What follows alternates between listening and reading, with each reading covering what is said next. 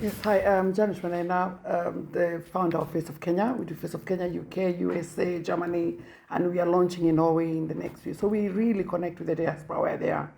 And I'm going to be real about where we are as a diaspora. And my reality means like for 20 years plus, when the previous presidents were there, they talked about how they're going to really empower the diaspora by making sure that some of us are in leadership.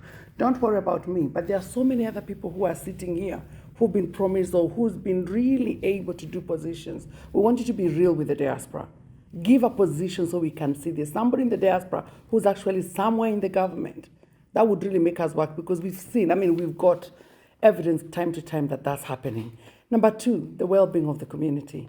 The well-being means like we really are looking forward to protect our own, and that means the government is really doing due diligence to make sure that everybody who is a Kenyan, whether working for the government here in the UK or working in Kenya, is being taken care of. That's a very important point I want us to consider, that we are working on it. The well-being of the community. How can we trust the government to work with the well-being of the diaspora if they can't work with those they're working with? I'm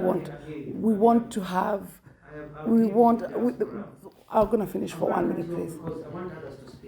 I understand that, but it's a very quick one. We are asking your ministry to make sure that we have trained diplomats running our services wherever we go. That way we know that when I'm looking at you and you're talking to me, we feel that connection. After many years of working in the diaspora, I think when we say we're being real, we're just asking you, let us work together.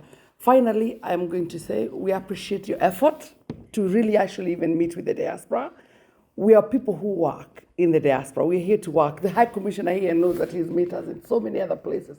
Do we work? Yes, he knows that we do the work. We make the work done. So make sure that you engage the diaspora over and over again. But make one of us go in office. That way, County 48 will put the money in, yes. We're worried about the tax, yes.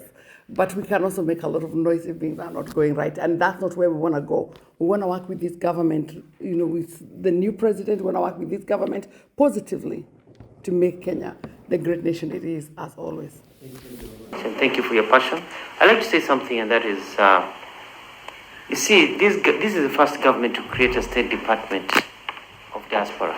It used to just be a unit. So we've got a full-fledged permanent secretary who was a member of the diaspora, who we got from Harvard to come back home and be the PS for diaspora.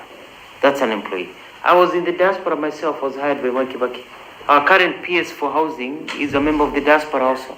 So we've got diaspora in this government that are coming in, and they have come in. If you look at our PSs, we've got several people from the diaspora.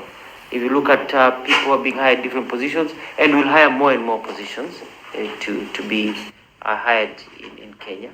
And it's all about application. We tell people, you see permanent secretaries, how many of you put in applications? You know what I mean? Yeah, because how many of you put in applications?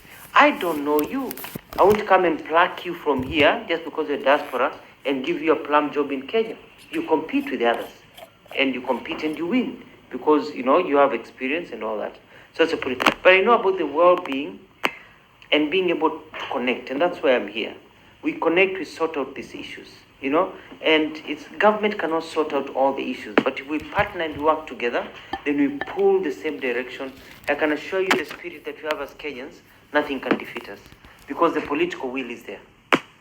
You cannot question that. The political will is there.